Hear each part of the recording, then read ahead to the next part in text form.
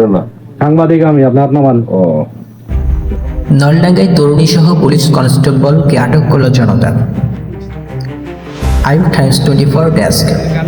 নাটোরের নলডাঙ্গা উপজেলা এক তরুণীর সঙ্গে আপত্তিকর অবস্থায় জুয়েল নামের এক পুলিশ কনস্টেবলকে আটক করেছে স্থানীয় জনতা।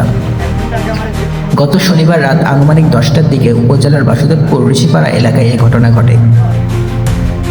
আটককৃত জুয়েল নলডাঙ্গা থানায় কর্মরত বলে জানা গেছে।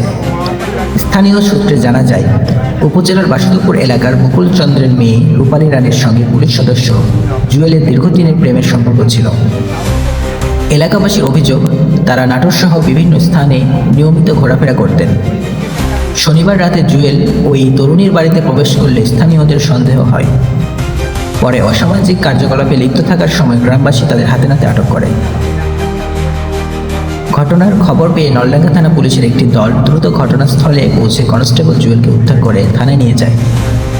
তবে পুলিশের একজন সদস্য জড়িত থাকায় বিষয়টি ধামাচাপা দেওয়ার চেষ্টা চলছে বলে অভিযোগ করেছেন স্থানীয়রা। প্রত্যক্ষদর্শী আপাং চন্দ্র দাস সহ এলাকাবাসীর দাবি, ঘটনাটি ভিন্ন খাতে প্রবাহিত করার জন্য একটি মহল সক্রিয় রয়েছে।